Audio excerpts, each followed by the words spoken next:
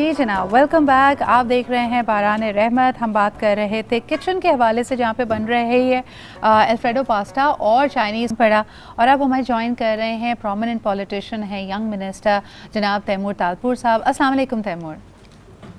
वालेकुम सलाम जी। बहुत बहुत शुक्रिया, रमज़ान की बहुत मुबारकबाद। आप भी हमारे साथ मौजूद हैं। लेकिन तैमूर, इस वक्त जो सूरत हाल है ना सिर्फ पाकिस्तान में बल्कि मुल्क भर में, हम देख रहे हैं कि कोविड का वार सख्त तरीन होता चला जा रहा है। ऐसी सिचुएशन में हम क्या इंदिया दे सकते हैं? क्या ये कहना सही होगा कि आखिरी दिन, आखिरी अयाम जो रमज़ान मुबारक के हैं, उसमें शायद हम कंप्लीट लॉकडाउन की तरफ चले जाएँ? बिस्मिल्लाहिर्रहमानिर्रहीम। देखें सिद्रा, अगर हम अभी भी टाइम है, कोई हमारी इतनी बुरी हालात नहीं है, खुदा न खास्ता जो हमारे पड़ोसी इंडिया के हों, हम जी अभी भी कंट्रोल कर सकते हैं। हमारे जो पॉजिटिविटी रेट्स हैं वो हमारे पड़ोसियों से बहुत बेहतर हैं। बिल्कुल। अगर आप सिंध की बात करेंगे, सिंध में बेहतर सिचुएशन है, हमने बेहतर कंट्रोल किया हुआ है। तकरीबन सिंध का तो रेशो कोई 6% है पॉजिटिविटी का, पर ओवरऑल पाकिस्तान का रेशो काफ़ी बढ़ चुका है। तो हम इसी चीज़ का ख्याल कर रहे हैं कि जो हालात आज पंजाब में हैं वो सिंध की तरफ ना आए। और इससे बचने के लिए अगर आज भी हमारे भाई, हमारी बहनें, हमारे दोस्त अगर वो मास्क का प्रॉपर इस्तेमाल करते हैं, एसओपीज़ फॉलो करते हैं, बिला वजह बिल्कुल। घर से नहीं निकलते हैं, रश में नहीं जाते, तो हम इस लॉकडाउन से बच सकते हैं। हम अभी भी 12 आज भी हमारी मीटिंग थी, चीफ मिनिस्टर साहब ने आज भी यही कहा है कि अभी भी प्रॉपर लॉकडाउन से बचा जा सकता है। आखिरी अशरा हमारा जो होगा रमज़ान पाक का, ईद से पहले, उसमें हम बिल्कुल। पॉसिबिलिटी है तैमूर, कि मैं एक दुकानें। बात आपसे जानना चाहूँगी कि कुछ तजावीज़ हमने देखा कि सिंध हुकूमत की तरफ से गई, लेकिन उसको पंजाब ने, विफाक ने इतना उसका खैर मकदम नहीं किया।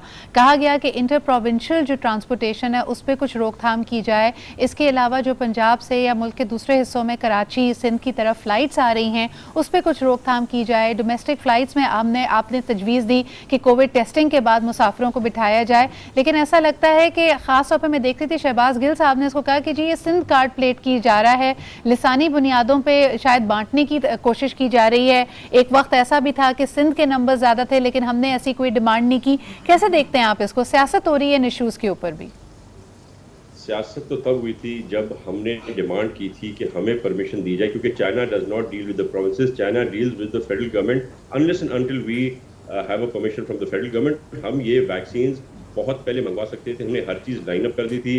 जब हमने यहाँ पर ये डोजेज मंगवाए हैं, उससे पहले तक हम पता नहीं कितनी पॉपुलेशन को वैक्सीनेट कर देते अगर हमें वो परमिशन निकती। पर यही गलत चीज़ें हैं ना कि आप एक स्कोर नहीं चाहते कि कोई और सूबा ले ले आपसे, क्योंकि आप ना अहल हैं, और जो अहल है उनको आप करने नहीं दे रहे। आज सही। भी आप देखें, आपके पास अगर आप हेल्थ केयर की बात करते हैं तो the best rates, because we have the best health care in Sindh, we have the best rates. हमारा जो रिकवरी रेट है, पूरे पाकिस्तान का recovery rate is 86%।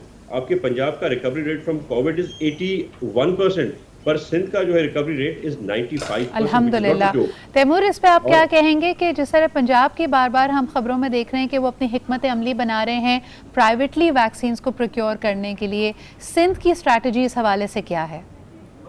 Chief minister Murad Ali Shah sahab की स्ट्रैटेजी थी कि हम वैक्सीन को फ्री ऑफ कॉस्ट करें, not just for 60 plus, 50 plus, 40 plus, पर फॉर जी। Everyone over the age of 18। Because ऐसे बहुत 20-30 साल के, 40 साल के लोग हैं, नौजवान, जिनको कोई इश्यूज हैं, जिनकी वजह से अगर उनको करना हो तो उनके लिए बहुत ही फेटल हो सकता है, एब्सोल्युटली। लाइफ थ्रेटनिंग हो सकता है। तो दिस वाज आवर पॉलिसी, पर वो फेडरल गवर्नमेंट ने नहीं हमने इम्प्लीमेंट करने दी, हमें वैक्सीन प्रोक्योर नहीं करने दी।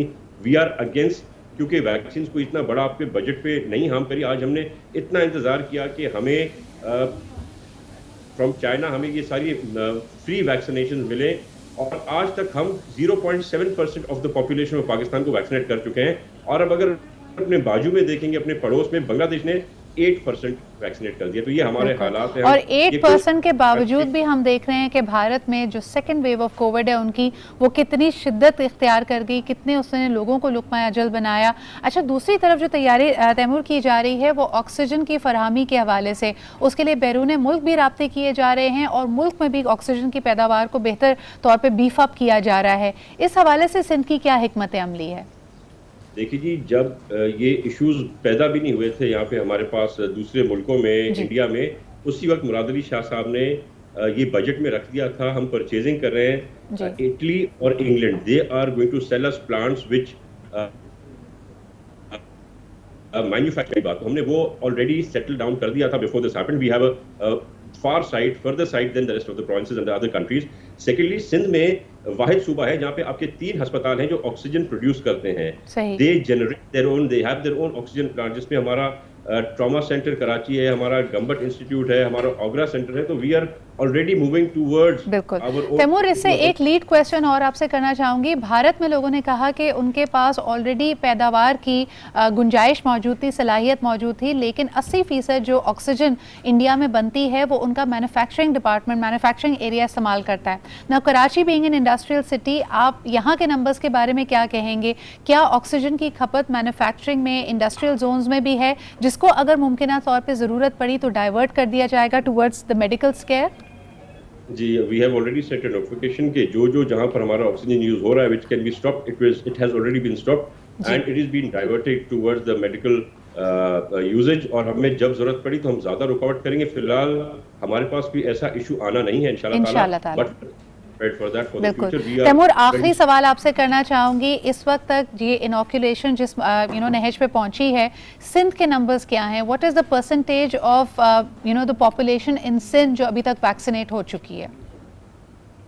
जी, सिंध में बेसिकली हमें 5,62,000 हमें डोजेस मिले थे, जिसमें सारे जितने डिस्ट्रिक्ट्स हैं हर किसी को एक कोटा एलोकेट करके उसी वक्त भेज दिया था. हमारे पास कुछ भी पेंडिंग में, आप जो कहेंगे कि एक्स्ट्रा में रखे में, हमारे पास कोई डोजेस नहीं है.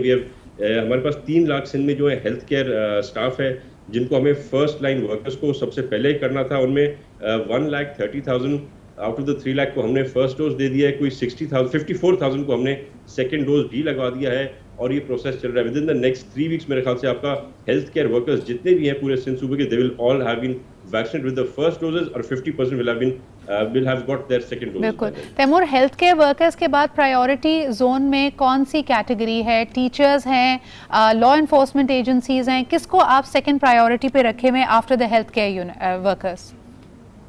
एट द मोमेंट जो सबसे ज्यादा वनरेबल थे, जो हमें बहुत ज्यादा डर था, वो थी इनमेट्स इन द जेल्स. जो कैदी हैं उनको बहुत ही एक हाई पेस पर जो है कोरोना बढ़ा था, तो हमने सेकंड प्रायोरिटी उनकी रखी थी. और हमने तकरीबन मेन अपना फोकस वहीं पर रखा था. हमने तकरीबन मेजॉरिटी जितने भी जेल के स्टाफ है और जो कैदी हैं उनको वैक्सीनेट कर दिया है. अब इसी तरह से लाइन में जो हमारा एक general perception was for above 50s and now above 40s को हम ला रहे हैं. बहुत बहुत शुक्रिया Taimur for going into so many details about it.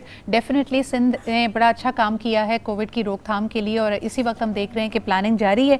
लेते हैं जी एक छोटा सा ब्रेक, वापस आएंगे, उलमा इकराम के साथ हमारी कॉन्वर्जेशन होगी, प्रोग्राम को आगे भी लेके चलेंगे. हमारे साथ रहिए, देखते रहिए बाराने रहमत.